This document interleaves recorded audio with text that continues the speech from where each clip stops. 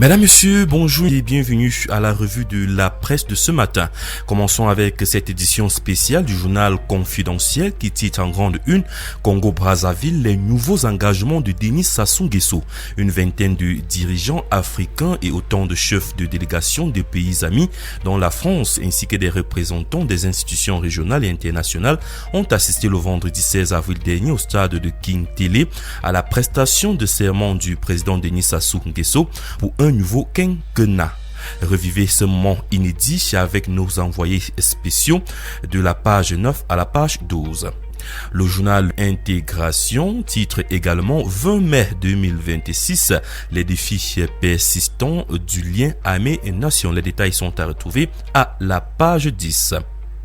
Continuons avec le quotidien L'Info à chaud qui s'intéresse ce matin à la guéguerre entre les chefferies Bansoa et Bakassa et titre en grande une l'époux de l'honorable Nuran Foting accusé d'usurpation. Sa Majesté Njuntu Chinda, à travers une mise au point, rappelle que la succession dans une chefferie administrative n'étant pas héréditaire, il y a donc vacances dans cette chefferie administrative Bakassa. Sa Majesté met en garde tous ceux qui alimentent la confusion dans cette partie du groupement Bansoa, dont le souci majeur reste la paix, l'ordre et le loyalisme. Les détails sont à retrouver dans les pages 6 et 7. Intéressons-nous également au premier quotidien économique de la zone SEMA qui titre en grande une premier trimestre 2026 les faits marquants du marché financier de la CEMAC. Ils ont été compilés par la rédaction de l'économie dans un rapport au moment où la bourse des valeurs mobilières de l'Afrique centrale affiche une relative stabilité. Le marché des titres publics, quant à lui, conserve un rôle structurellement dominant dans le financement des États. Les détails sur cette information sont à retrouver dans les pages 3 à 7.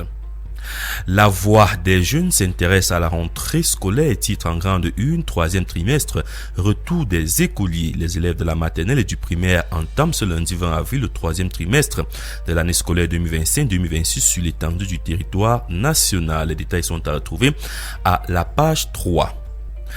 Le journal Le Repère compte à 8 titres visite du pape, la DG Camtel aux abois.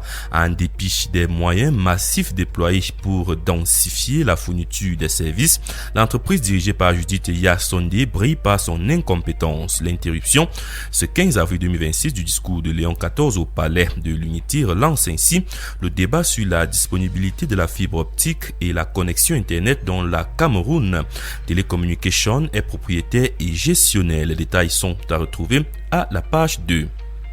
Toujours concernant la visite de Léon XIV au Cameroun, la Lune, quotidien d'information, titre en grande une, visite du pape Léon XIV au Cameroun, le shérif incontesté de la République, le fidèle lieutenant et inconditionnel de Paul Biya, le ministre de l'administration territoriale et secrétaire permanent du Conseil national de sécurité pour la Tanganji, a assuré avec maestria le séjour du souverain pontife. De Yaoundé à Bamenda en passant par Douala, il a veillé au grand satisfecit du peuple et du Vatican.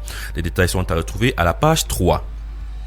La météo Tri Hebdo titre également visite du pape, la satisfaction de Léon XIV à Paul Biya. Au terme de sa visite de 4 jours en terre camerounaise ce 18 avril à la base aérienne 101 de Yaoundé, l'audience de revoir pour le successeur de Saint-Pierre était l'occasion de féliciter le chef de l'État pour la parfaite organisation, la mobilisation, l'accueil et surtout les moments de joie et de foi vécus. Les détails sont à retrouver à la page 3.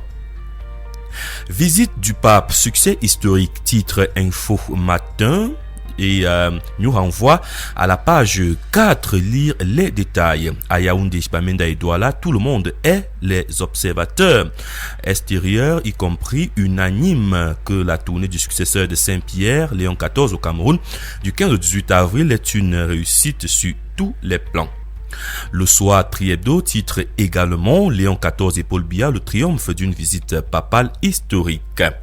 Entre ferveur populaire et éclat diplomatique, le séjour du souverain pontife au Cameroun s'achève sur un bilan exceptionnel. Plus qu'un événement religieux, cette visite s'est transformée en un plébiscite national, confirmant le rayonnement du pays sur la scène internationale. Les détails sont à retrouver à la page 3.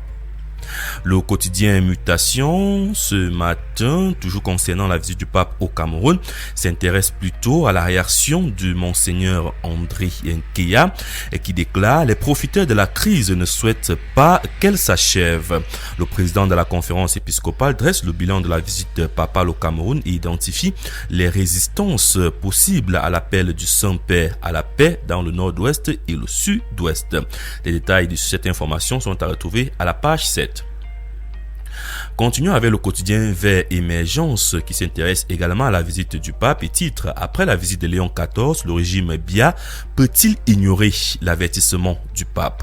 Pression morale maximale, réponse politique incertaine ». Les détails sont à retrouver à la page 5.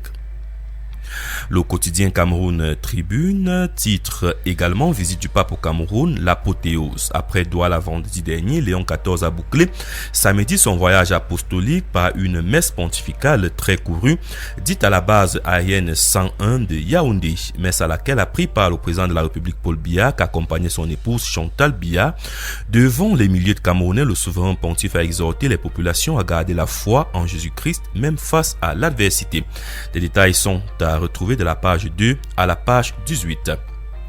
Parlons d'autre chose à présent. Le journal L'Œil du Sahel qui titre en grande une route Gawa-Maroua, 12 morts et 15 blessés dans un accident à Badjengo. Les détails sur ce drame sont à retrouver à la page 3.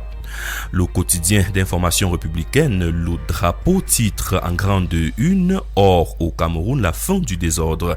Le professeur Foucalistus Gentry a acté ce 15 avril 2026 une triple réforme historique, rendement minimal par site, plafonnement des exportations d'échantillons et priorité aux nationaux pour la transformation. Une reprise en main ferme visant à garantir que l'or camerounais serve exclusivement l'émergence économique mondiale. Les détails sont à retrouver dans les pages 3 et 4 du journal. Terminons avec le quotidien des fiches actuelles qui s'intéresse ce matin à la Sodécoton et titre Huileries et grainage solaire. Un plan d'investissement ambitieux pour relancer la compétitivité. Confronté aux tensions financières dues à la chute des prix mondiaux du coton et à un appareil de production vieillissant, l'entreprise publique mise sur une série d'investissements structurants dont certains restent encore en attente de concrétisation afin de soutenir ses ambitions en matière de production et de transformation. Les détails sont à retrouver à la page 3 du journal. Mesdames, Messieurs, c'est la fin de la revue de la presse ce matin. Nous vous renvoyons dans les kiosques à journaux pour entrer en possession de votre journal.